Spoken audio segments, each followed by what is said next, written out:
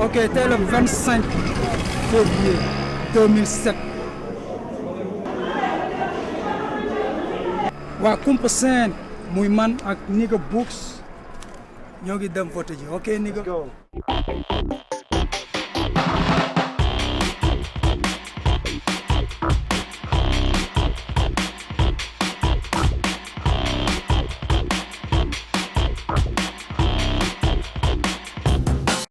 Kumpa Seen. Mic check 1 2 1 2. Bëgguma doon chef d'état bu réew mi di xalaatal coup d'état. Bëgguma doon ministre député bu munul servir dëkkam. sàcc buy laal ay millions. biiral kat beeg gel yu mignon. Bëgguma doon chef d'état bu réew mi. Yo, asalaamaaleykum.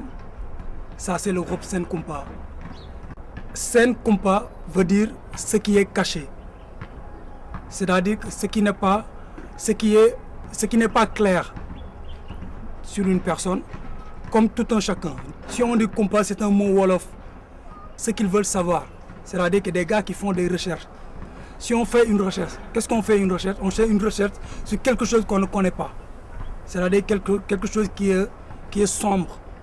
Donc si on fait la définition de Sen Kumpa veut dire ce qui reste à savoir. yàlla na fi jóge Ablaye Wade baaxul amul yërmande il pitié passe y a pas de pitié Ablaye Wade baaxul na dem rek Ablaye Wade na dem rek. Vous avez entendu? Il a dit que le président de la République, c'est pas moi qui l'a dit, hein. Il n'est pas bien. Ah, moi je l'ai pas dit. C'est la maman qui l'a dit, ok. Ok. Bon, Sen Kumpa c'est un groupe très engagé même. Un groupe qui parle de tout. Je peux dire, nous, on ne se limite pas. On parle de la politique, du social living, c'est-à-dire que ce que vive la société sénégalaise ou africaine.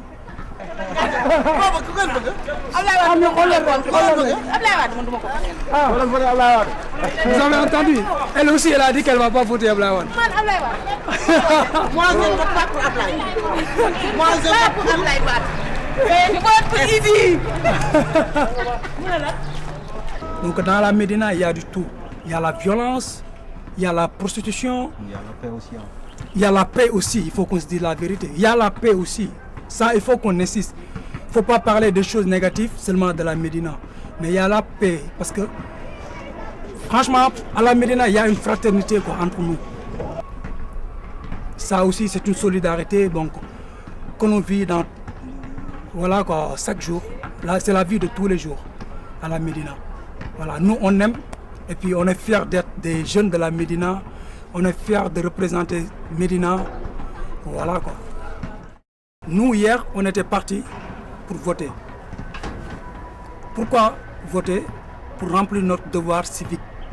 Parce qu'on est des citoyens, on est des Sénégalais. Et il ne faut pas dire que tu es artiste, tu es rappeur, tu ne dois pas y aller voter. Tu dois voter. Pourquoi tu dois voter? Parce que c'est ton devoir, tu dois le faire. Nous, on est des artistes. Il y a des choses à dire tout le temps dans la politique. Parce que le pays nous intéresse. C'est le Sénégal, on l'aime. On veut que le pays avance. C'était la première fois que, dans l'histoire sénégalaise, qu'il y avait eu cette immense personne.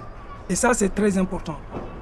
Parce que si les Sénégalais viennent en masse pour voter, ça montre qu'ils veulent quelque chose. Vous voyez ce que je veux dire? Donc ça aussi, pour moi, c'est une très bonne image, quoi.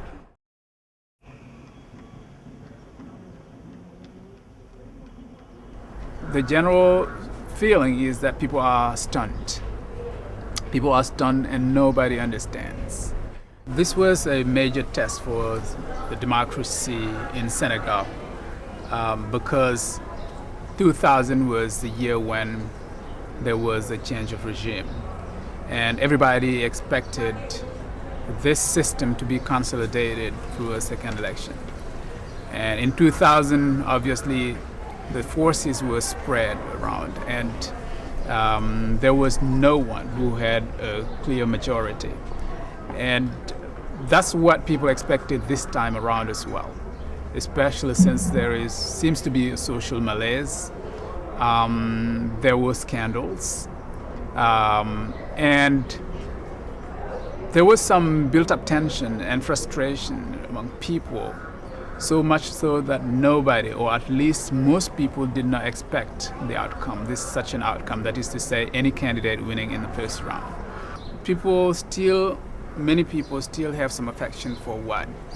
And I think sometimes it's a vote from the heart rather than from the mind. And that exists. And Wade is still a patriarch. I mean, people affectionately call him Gorgio, which is the old man. Another thing is Wade has started many constructions. And it seems to me that a lot of people want Wade to finish the constructions that he has started.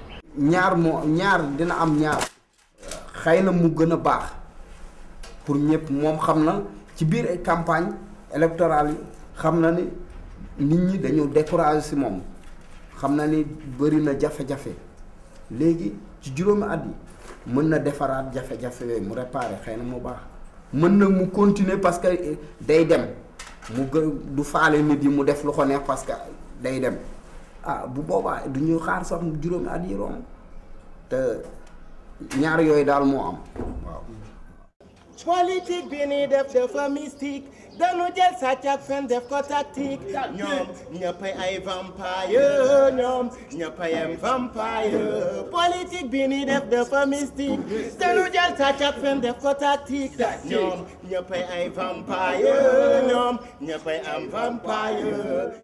The country needs to get back on track for everybody, all the energies to be put together for people to work and achieve these objectives, developmental objectives that we all want to have in our country. Once we have elected a president, whether you participated individually in that or not, it does not matter anymore. This president is our president, and I think everybody should view him as the president of Senegal.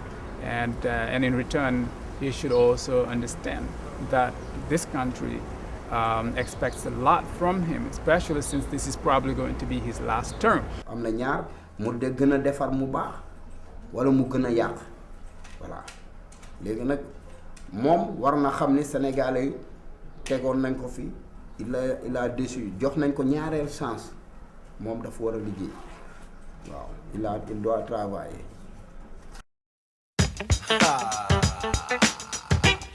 waxoon naa la maa ngi ñëw Buurba Jolof am books check ñii di tamba baalu bay jël maa ngi di baalu Buurba wax leen ñu dallu bug soo fi nette du dallu ayu alu nga maaju ma xaaju nga taaju ma raakaaju I need you rëy na bopp ndaw taat soo amul fit di nga def taat jaakaarloog moom soo bëggee mënoo ñoo lay fab musal la say noon John ñi koy jiite wutil sa yeneen yiite tëbal ci kaw naan diite boo yow di nga waane yu xool leen ko moom mi féeg la tàccu leen ma man mi wee la dama si du dal si kuy foosi jëlal maag bi jëbal ko ma poosi foog ñu xas fa xas raxas njaxas cokkaas wéeli manqué rab bi jàkkaarloog léegi nangu maag bi